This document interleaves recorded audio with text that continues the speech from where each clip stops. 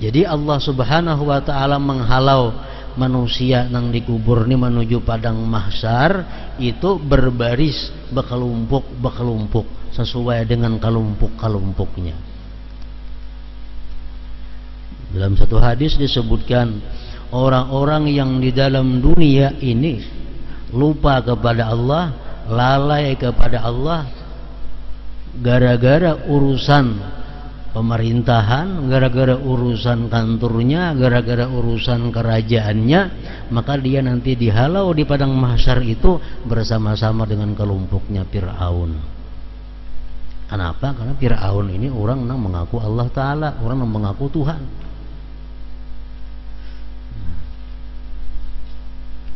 Orang-orang yang di dalam dunia ini sibuk mengurusi harta kekayaannya, akhirnya dia lalai kepada Allah, lupa kepada Allah. Ini di akhirat nanti dihalau bersama-sama dengan Qarun. Nah, jadi siapa-siapa dalam dunia ini nang kita tiru, orang-orang nang baik dahulu, kita dihalau beserta mereka. Siapa-siapa dalam dunia nang kita tiru, orang-orang jahat dahulu, dalam mahsyar kaina kita dihalau bersama-sama mereka.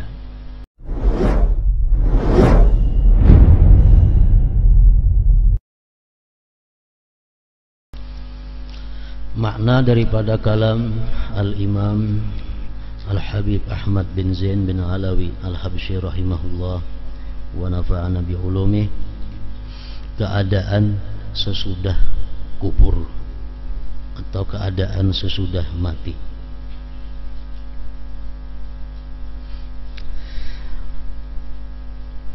Beliau radhiyallahu anhu berkata, wa minal kuburi ila nusyuri ila mahsyarun wal wazni wal jisril mahulil asna'i. Dan dari kubur sampai kebangkitan, bangkit dari kubur, kemudian mahsyar, timbangan dan jembatan yang menakutkan dan mengerikan. Jadi pengarang di sini membicarakan mengenai alam yang keempat yang kita lalui dalam perjalanan seorang manusia.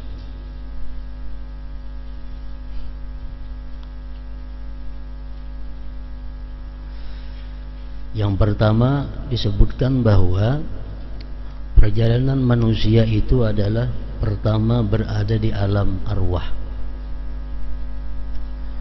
Berapa lamanya kita berada di alam arwah hanya Allah Subhanahu wa ta'ala yang mengetahuinya. Itu pertama kali kita dicipta. Allah menciptakan seluruh roh-roh yang ada ini secara serentak. Kemudian sesudah itu nantinya Allah memasukkan ke dalam jasad sesuai dengan ketentuan tahun, hari dan tanggalnya. Nah, jadi di alam arwah itu adalah merupakan alam pertama manusia. Disitulah kita sudah menerima janji dengan Allah Subhanahu wa ta'ala, dan di sanalah kita sudah ditentukan apakah kita menjadi orang yang beruntung atau orang yang celaka. Pada alam arwah itu atau alamud dzar disebut demikian. Pada alam arwah itu manusia sudah ditentukan oleh Allah celaka atau beruntung. Nah, oleh karena itu orang-orang yang sudah ma'rifat dengan Allah, mereka itu bukan takut khatimah, bukan takut kesudahan umur celaka atau beruntung, tapi justru mereka takut itu khaufus sabiqah, artinya takut terhadap hal yang telah ditetapkan Allah. Kalau kita kebiasaan takutan kalau mati itu su'ul khatimah, karena kita kada tahu apakah kita kena mati itu akhirnya beruntung atau kita celaka. Nah, orang-orang macam kita ini takutnya khatimah, takutnya itu yang terakhir kaina. Kalau orang-orang yang sudah arif dengan Allah, mereka takutnya khawfus sabiqah, mereka khawatir ketentuan Allah yang terdahulu itu. Apakah Allah ini menentukan aku dahulu kala itu termasuk orang yang beruntung atau termasuk orang yang celaka? Karena sudah ada ketentuan seorang manusia pada alam arwah itu.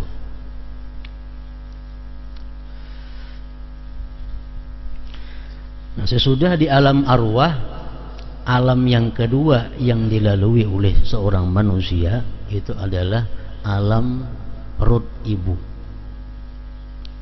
Alam di mana kita bagana berdiam di perut mama.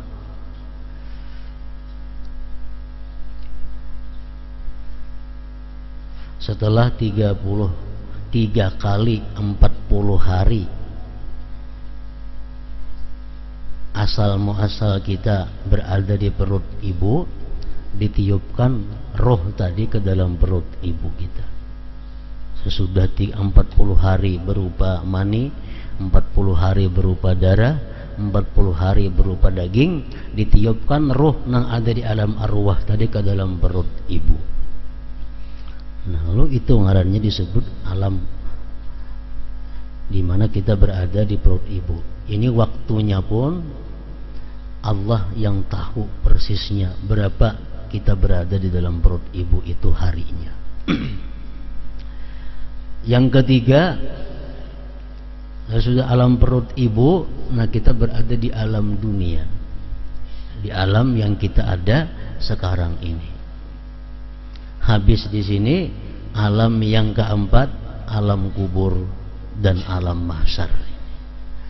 Alam di mana kita berada di kubur, berapa lawasnya kita berada di kubur, itu kita pun kada tahu persisnya, hanya Allah yang maha mengetahui. Berapa lawasnya kita kaina bagana di padang mahsyar itu pun hanya Allah yang maha mengetahuinya. Nah, dari kubur sampai kebangkitan, kemudian mahsyar, timbangan dan jembatan atau sirat yang menakutkan dan mengerikan. Dalam bait di atas, beliau radhiyallahu anhu mengingatkan bahwa sesudah kematian manusia masih akan menghadapi kebangkitan.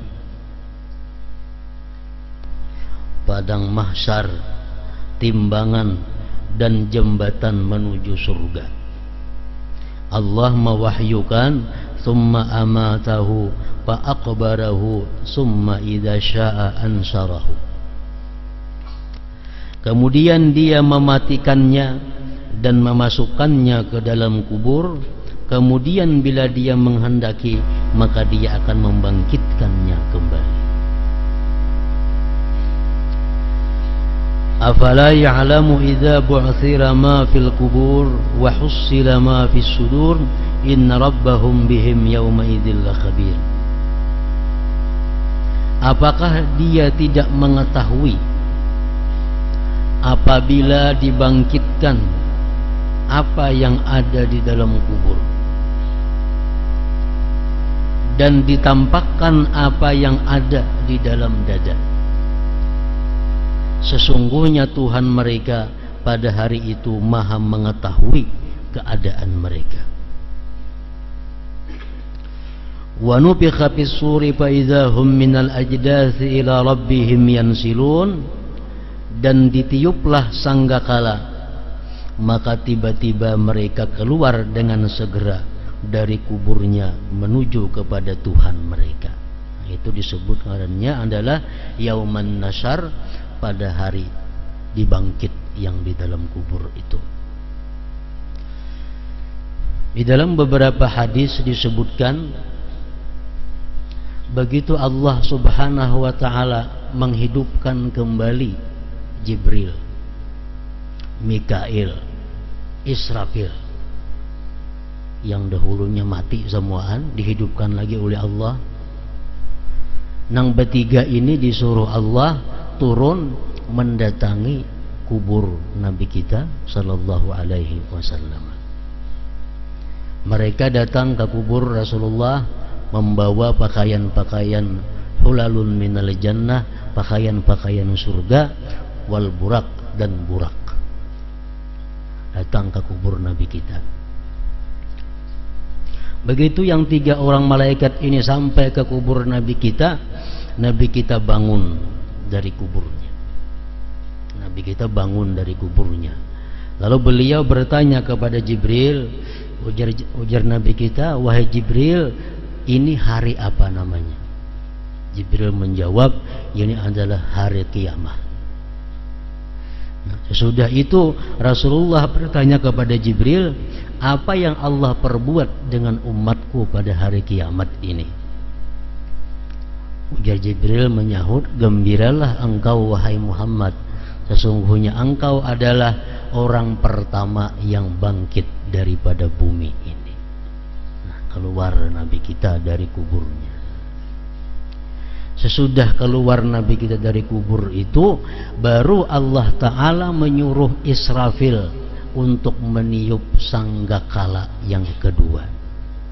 Jadi Rasulullah ini bangkit dari kubur bukan karena sanggakala yang kedua itu kada, terlebih dahulu daripada sanggakala yang kedua. Sebelum sanggakala ditiup oleh Israfil, Nabi kita sudah bangkit dari kuburnya. Begitu Israfil ini meniup sanggakala yang kedua, seluruh makhluk Allah yang mati hidup kembali dan keluar dari kuburnya masing-masing. Rasulullah sallallahu alaihi wasallam bersabda, ujar Nabi kita, ana awwalu man tanshaqqu anhul ardu. Akulah awal-awal orang yang keluar dari bumi. Summa Abu Bakrin, kemudian Abu Bakar. Summa Umar, kemudian Umar. Kuburnya berdampingan dengan Rasulullah. Summa ati ahlal Baqi, kemudian ujar Nabi, aku datangi Baqi. Baqi itu pekuburan yang luas yang ada di Madinah. Aku datangi Baqi. Payuh syaruna ma'i, maka dihalaulah orang-orang yang di Baqi itu ma'i besertaku. Summa antaziru ahla Makkah, kemudian aku menunggu orang-orang yang dikubur di Mekah, mu'alla atau ma'la. Kemudian dihalau mereka ahli Baqi, dihalau ahli ma'la ini bersama Rasulullah sallallahu alaihi wasallam menuju padang mahsyar. Nah, jadi artinya orang yang kedua hidup dibangkit sesudah Rasulullah tadi adalah orang-orang yang ada di Madinah itu. Makanya Rasulullah bersabda, ujar Nabi kita, manistata'a ayyamuta bil Madinah falyamut biha fa inni asfahu liman mata biha. Barang siapa yang bisa, ujar Nabi kita, barang siapa yang kawa bahwa dia mati di Madinah, maka hendaklah dia mati di Madinah. Artinya menggaring, sadang berpindah ke Madinah supaya mati di Madinah. Nah, usaha artinya berusaha, siapa bisa kuasa mati di Madinah, hendaklah mati di Madinah. Kenapa sebabnya? Karena aku memberi syafaat dengan orang-orang yang mati di Madinah, itu adalah syafaat yang khusus, lebih daripada syafaat kepada umat-umat yang berada di luar Madinah. Artinya, jadi mulianya lebih mulia mati di Madinah daripada mati di kota Mekah. Imam Al-Qurtubi mengatakan, apakah orang yang mati di Madinah itu selamat walaupun dia banyak dosa kepada Allah? Imam Qurtubi mengatakan bahwa baiknya tempat berkubur, baiknya tempat pakuburan, misal kita berkubur di Madinah, misal berkubur di Pintang orang wali, misal berkubur paraknya Nabi. Nah, berkubur di tempat-tempat itu bukan untuk menghapuskan dosa, itu hanya untuk meninggikan derajat. Jadi artinya kalau orang-orang nang jahat, orang-orang nang durjana kadang mempengaruhi siksanya walaupun dia berkubur di Madinah. Tapi kalau orang-orang yang sudah baik nambah kubur di Madinah, itu menambah ketinggian derajatnya. Kalau orang nang asalnya penjahat, nak mati di Madinah aja, kalau bina diampuni Allah, mati ke Madinah diampuni dosa, kada, tetap dihukum. Cuma kalau orang-orang yang sudah baik berandak di Madinah, nah ditinggikan derajatnya oleh Allah Subhanahu wa taala berkat berjiran dengan Rasulullah sallallahu alaihi wasallam. Lagi pula di Baqi itu termasuk dalam doanya Rasulullah. Aisyah radhiyallahu anha menceritakan setiap akhir malam menjelang subuh Rasulullah itu, ujar Aisyah, seringkali pergi ke Baqi. Di Baqi beliau mengucapkan salam kepada orang-orang Baqi dan mendoakan, Allahumma ghfir li ahli Baqi'il Gharqadi. Ya Allah, ampunilah orang-orang yang bakubur di Baqi ini. Jadi itu keistimewaannya orang yang bakubur di Baqi itu dapat doa maghfirah, doa ampunan daripada Rasulullah sallallahu alaihi wasallam. Di Baqi itu disebutkan seluruh ummahatul mukminin berkubur di Baqi kecuali Siti Khadijah yang berkubur di Ma'la, Makkah. Aisyah, Safiyah, yang lain-lainnya istri Rasulullah, ummul mukminin itu berkubur di Baqi. Siti Fatimah radhiyallahu anha berkubur di Baqi. Sayyidina Hasan cucu Rasulullah berkubur di Baqi. Mamanya Sayyidina Ali, Fatimah binti Asad, berkubur di Baqi juga. Zaid bin Thabit yang tukang himpunkan Al-Quran berkubur di Baqi juga. Utsman bin Affan berkubur di Baqi. Jadi Baqi itu adalah kuburan orang-orang yang mulia. Kalau kita berkubur di situ, kita dapat berkahnya, dapat syafaatnya.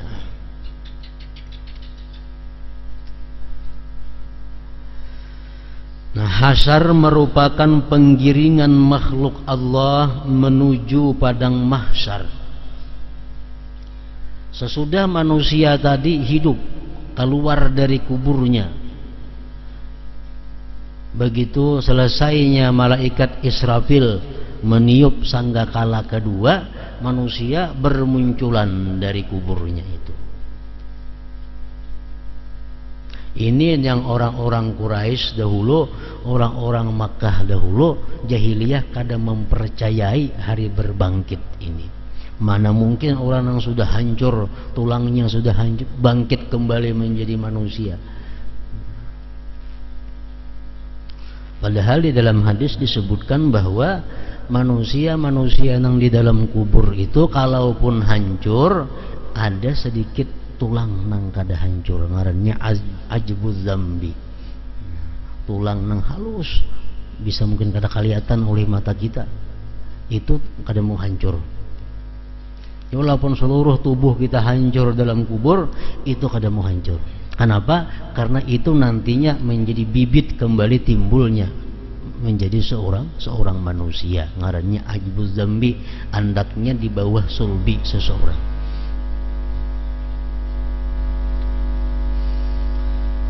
Hasyar merupakan penggiringan makhluk Allah menuju padang mahsyar, tanah yang datar yang padanya tidak terdapat dataran rendah maupun dataran tinggi, rata bujur-bujur padang mahsyar itu. Allah Ta'ala mewahyukan, wa yawma nusayyirul jibala wa taral arda barizatan wa hasyarnahum falam nugadir minhum ahada. Surah Kahfi. Dan ingatlah hari saat kami jalankan gunung-gunung dan kamu akan melihat bumi datar, dan kami kumpulkan seluruh manusia dan tidak kami tinggalkan seorang pun dari mereka. Nah, jadi yang dibangkit di kubur ini dihalau, Allah menghalau lawan apa? Lawan api. Api yang datang dari berbagai penjuru itu otomatis menghalau manusia, menjadi mereka tak kumpul di suatu tempat nangarannya mahsyar. Kada hakun bergerak dimakan api itu ya otomatis bergerak meninggalkan kuburnya masing-masing.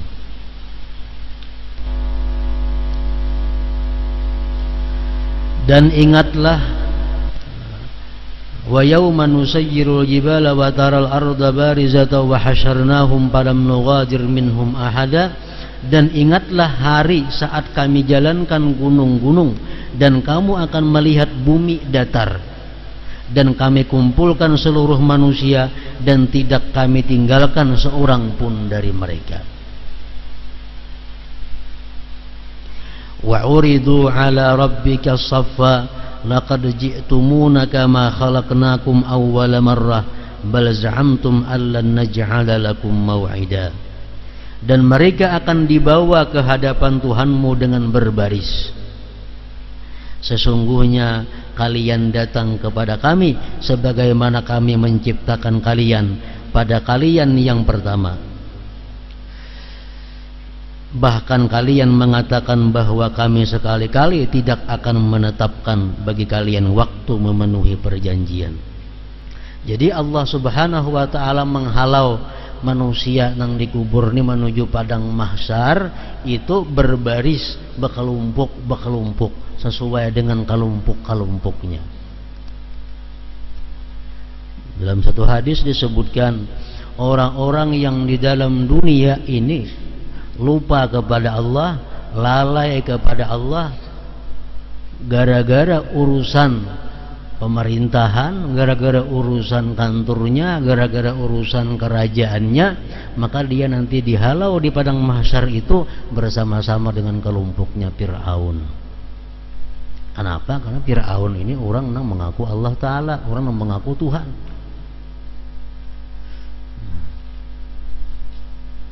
Orang-orang yang di dalam dunia ini sibuk mengurusi harta kekayaannya, akhirnya dia lalai kepada Allah, lupa kepada Allah, ini di akhirat nanti dihalau bersama-sama dengan Qarun. Nah, jadi siapa-siapa dalam dunia ini nang kita tiru, orang-orang nang baik dahulu, kita dihalau beserta mereka. Siapa-siapa dalam dunia nang kita tiru, orang-orang jahat dahulu, dalam mahsyar kaina kita dihalau bersama-sama mereka. Ada doa di dalam doa zikir itu, Allahumma syurni wa antahsyurani fi zumrati man qala la ilaha illallah, wa antahsyurani fi zumrati man qala la ilaha illallah, dan bahwa engkau halau kami ya Allah pada golongan orang yang mengata la ilaha illallah. Jangan sampai kita di padang mahsyar itu dihalau di dalam kelompok, dalam gabungan orang-orang yang menentang Allah Subhanahu wa ta'ala. Yauma tashaqqaqul ardu anhum sira'a dzalika hasyrun 'alaina yasir, yaitu pada hari bumi terbelah-belah menampakkan mereka, lalu mereka keluar dengan cepat. Yang demikian itu adalah pengumpulan hasyar yang mudah bagi kami. Allah mudah mengumpulkan seluruh makhluknya ini di suatu tempat yang bernama mahsyar, itu kada sulit mengumpulkan. Dalam sebuah hadis disebutkan, yuhsyarun nasu yaumal qiyamati ala ardin bayda'a afra'a ka kursin naqiyyin laisa fiha mu'lamun li ahad. Pada hari kiamat manusia akan dikumpulkan pada sebidang tanah yang putih seperti roti bulat, pipih dan bersih. Di atasnya tidak terdapat bangunan yang dapat digunakan untuk bernaung. Hadis riwayat Bukhari dan Muslim. Yuhsyarun nasu yaumal qiyamah ala thalathati asnafin rukbana wa musyata wa ala wujuhihim. Kelak di hari kiamat manusia akan dikumpulkan dalam 3 kelompok, berkendaraan, berjalan kaki, dan berjalan dengan wajah-wajah mereka macam ular. Jadi perjalanan manusia dari kubur menuju padang mahsyar itu macam-macam. Ada yang diberi tunggangan. Diberi tunggangan ini mungkin orang-orang yang berjuang fisabilillah. Ini diberi tunggangan karena dia waktu itu memakai tunggangan menegakkan kalimat Allah. Lalu dari kubur menuju padang mahsyar diberi tunggangan. Ada yang hanya diberi kekuasaan, kemampuan berjalan kaki. Yang terakhir ini adalah yang berjalan atas wajah mereka, merayap macam ular. Hadis riwayat Tirmidzi. Yub'asun nasu hufatan 'uratan ghurra qad aljamahumul 'araq wa balagha shuhuma adanihim. Manusia akan dibangkitkan tanpa alas kaki, telanjang dan tidak berkhitan. Keringat menguasai mereka dan menenggelamkan mereka hingga mencapai telinga. Jadi secara umum manusia itu dihalau dari kubur menuju mahsyar itu bertelanjangan, dalam keadaan kada bersandalan, dalam keadaan kulub kada bersunat. Ini secara umum. Tapi orang-orang tertentu, orang-orang yang istimewa, ada diberikan Allah macam tadi tunggangan, ada diberikan Allah pakaian, ada diberikan makanan, minuman. Itu kepada orang-orang yang tertentu.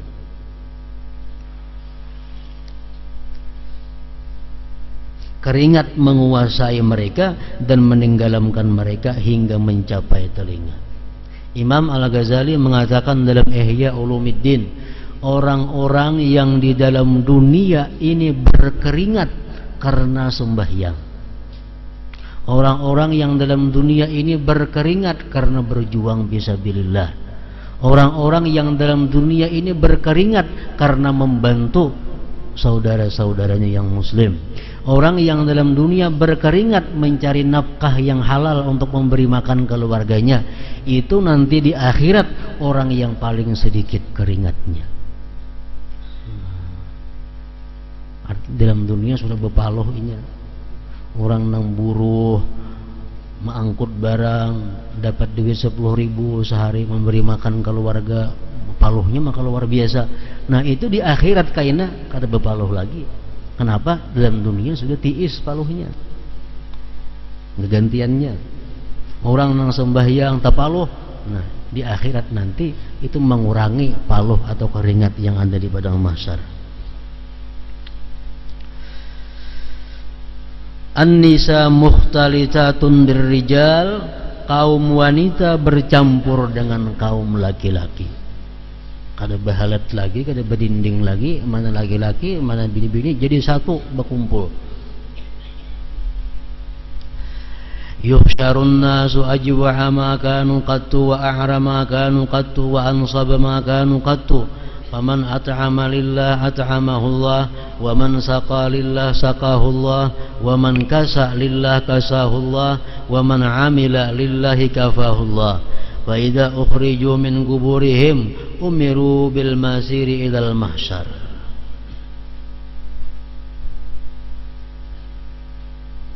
Manusia dikumpulkan dalam keadaan sangat lapar,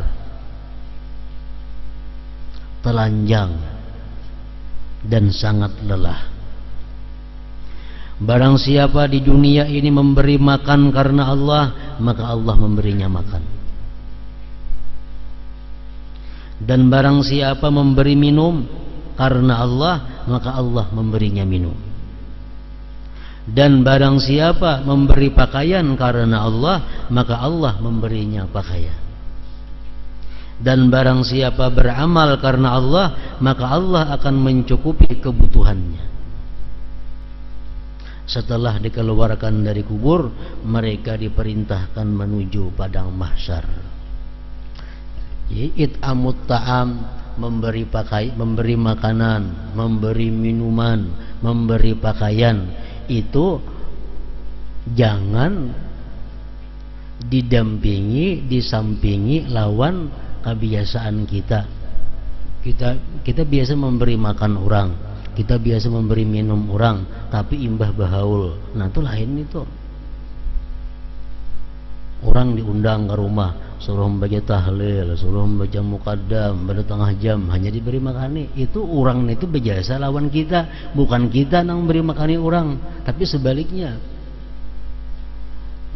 Kita menyuruh orang menggawi ini, menggawi itu, kita barinya pakaian, itu bukan memberi pakaian, ngaran itu memberi upah. Yang dimaksudkan dengan hadis memberi makan, memberi minum, memberi pakaian ini adalah semata-mata kadada kepentingan, kadada keuntungan di dunia nang kembali kepada kita. Nah, itu memberi makan. Kita kia orang datang makanan, kita unjuk orang pakaian pakai. Jangan ada iming-iming, tolong doakanlah aku memberi ini. Jangan tolong doakan, karena jadi memberi pakaian ngarannya. Nah, jadi memberi pakaian, memberi makanan, memberi apa tadi itu manfaatnya kadada kembali kepada seorang dalam dunia ini. Bilanya kembali kadada masuk marahnya dalam memberi makan, memberi minum, memberi pakaian.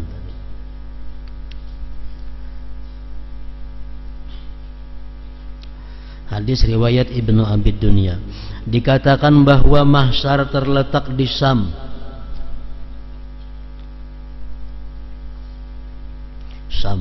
Syam itu wayah ini beberapa negara. Dahulu Syam itu satu negara, pusat pemerintahan Islam itu andaknya di Syam. Syam itu termasuk dahulu Suriah, termasuk Palestina, termasuk Syam. Nah, wah ini dibagi-bagi orang sudah, Suriah lain, Palestina lain. Dahulu Syam itu luas. Menurut ada hadis yang mengatakan bahwa padang mahsyar itu nantinya andaknya di Palestina sana, daerah Syam itu. Dan manusia akan digiring ke padang mahsyar dengan api yang keluar dari sebuah dasar di negeri Adan atau di sebuah lembah di pinggiran Hadramaut yang bernama Barhud. Barhud itu adalah merupakan sumur muara api di neraka. Orang yang beramal salih akan berbahagia dengan amalnya, sedangkan orang yang jahat akan menderita karena amalnya. Amal-amal jahat itu dipikulkan ke punggungnya. Wahum yahmiluna auzarahum ala zuhurihim, dan mereka memikul dosa-dosa mereka di atas punggungnya. Wala yahmilunna asqalahum wa asqalan ma asqalihim, dan sesungguhnya mereka akan memikul beban dosa mereka dan beban-beban di samping beban-beban mereka sendiri. Orang-orang yang mensunnahkan kejahatan, orang-orang yang memulai perbuatan kejahatan, dituruti oleh orang, dicontoh oleh orang. Nah, ini di samping inyakannya di akhirat menanggung dosanya sendiri, juga menanggung dosa-dosa orang yang mengerjakan sesuai yang ia contohkan itu. Makanya ujar Nabi kita, setiap ada pembunuhan di dalam dunia ini, maka Kabil anak Nabi Adam dapat securit bagiannya. Kenapa? Karena Kabil pertama kali yang mengajarkan pembunuhan kepada manusia. Nah, itu mana menanggung dosa seorang sudah, dan lagi dosa-dosa orang lain. Diriwayatkan bahwa orang-orang yang sombong akan dikumpulkan di padang mahsyar dalam wujud semut. Artinya apa? Orang yang sombong di dalam dunia, orang yang merasa besar di dalam dunia, itu di padang mahsyar karena dibalik Allah menjadi halus, kayak samut yang diinjak-injak oleh orang-orang saleh dan durhaka. Orangnya banyak, ini halus kayak samut, jajak orang macam-macam. Itu orang dalam dunia merasa dirinya ganal, merasa dirinya besar. Orang yang suka mengadu domba, namimah, akan dikumpulkan dalam rupa kera, warik. Orang yang suka mengadu domba.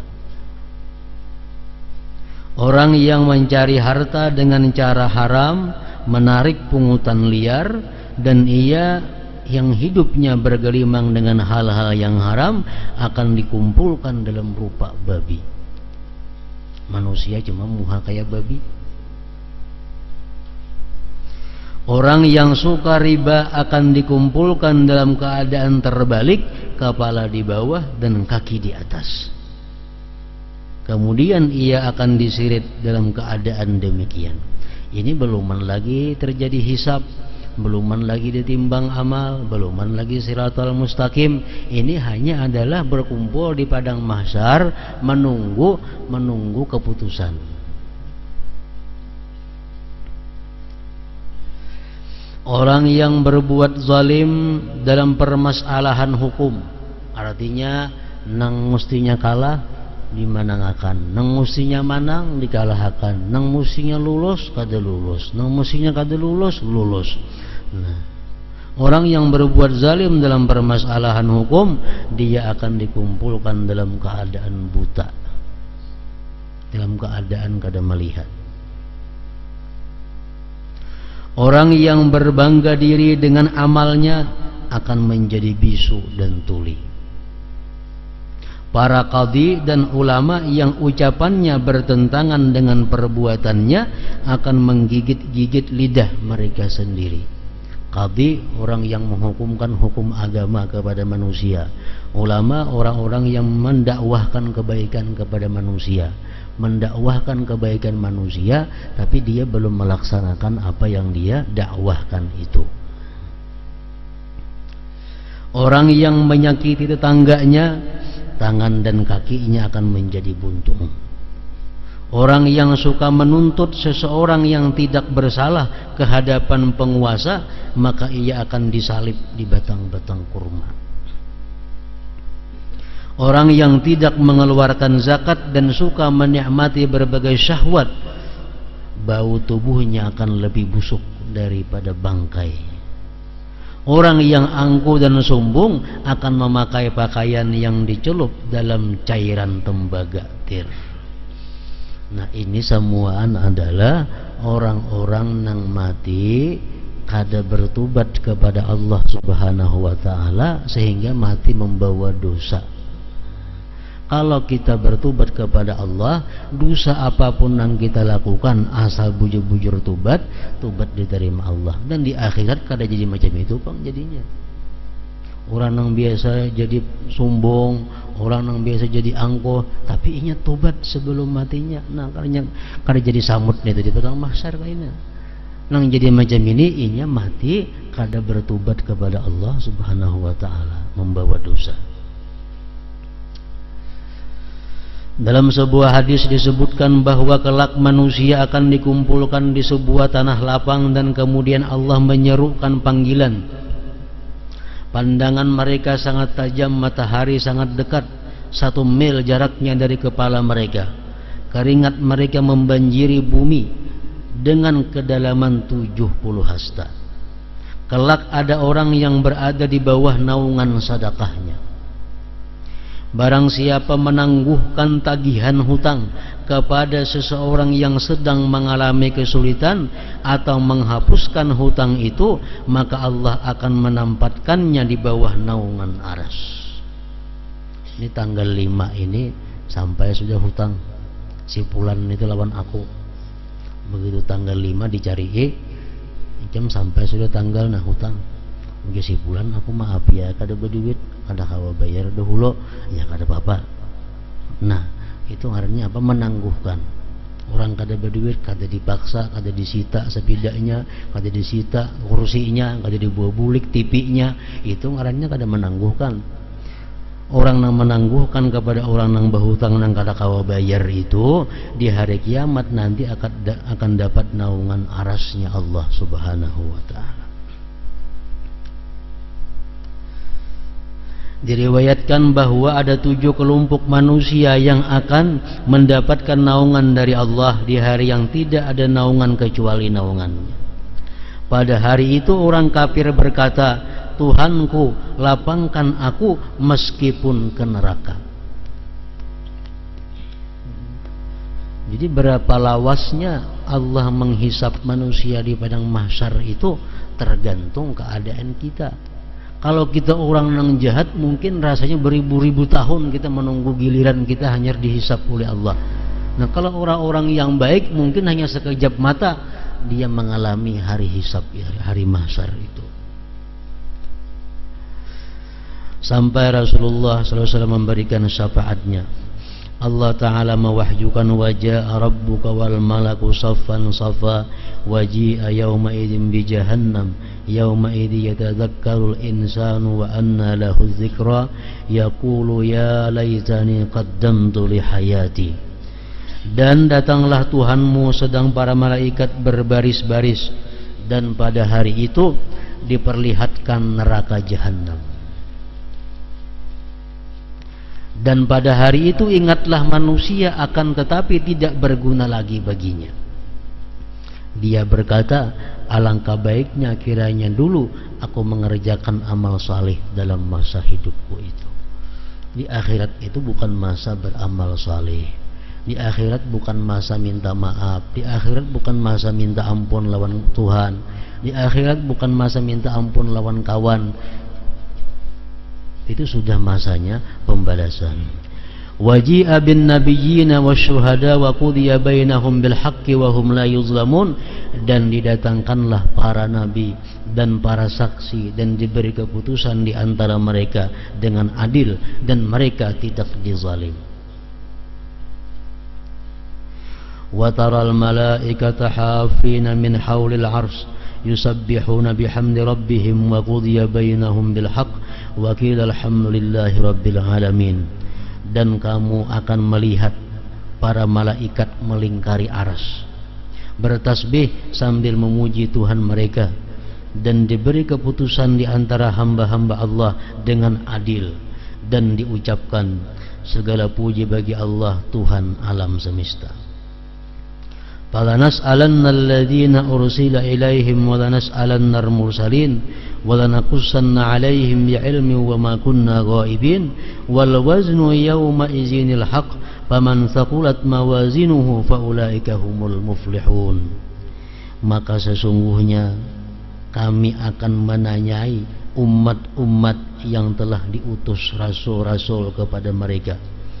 Umat Nabi kita ditakuni oleh Allah, wahai umat Nabi Muhammad, apakah Muhammad sudah menyampaikan risalah kepada kalian? Umat Nabi Nuh ditanya, umat Nabi Musa ditanya, apakah nabinya itu sudah menyampaikan risalah kepada mereka?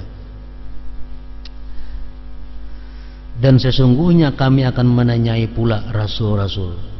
Maka sesungguhnya akan kami kabarkan kepada mereka segala yang telah mereka perbuat, sedang kami mengetahui keadaan mereka, dan kami sekali tidak jauh dari mereka. Timbangan pada hari itu ialah kebenaran, keadilan. Maka barang siapa timbangan kebaikannya berat, maka merekalah orang-orang yang beruntung. Rasulullah pernah ditanya oleh Siti Aisyah radhiyallahu an. Ujar Aisyah, wahai Rasulullah, kapan atau di mana di akhirat itu kita saling tidak mengenal lagi? Rasulullah menjawab, ada beberapa tempat yang mana di akhirat itu nanti kita akan kenal satu dengan yang lainnya. Pertama, ketika waktu ditimbang amal. Karena sekecil apapun amal kebaikan kelihatan, sekecil apapun amal keburukan kelihatan. Nah, waktu proses penimbangan amal itu kita kadang memikirkan siapa-siapa. Yang kita pikirkan adalah hanya diri kita sendiri. Yang kedua, di waktu siratal mustaqim, melintas siratal mustaqim, itu kita kalau memikirkan siapa-siapa, hanya diri kita masing-masing. Nah, jadi timbangan amal kebaikan, timbangan amal kejahatan, itu kalau kita tadi mati kada bertobat lawan Allah Subhanahu wa ta'ala. Kalau kita matinya sempat tobat, sempat kembali kepada Allah, nah, timbangan buruk itu kada lagi kosong, hanya timbangan yang baiknya. Maka barang siapa timbangan kebaikannya berat, maka merekalah orang-orang yang beruntung.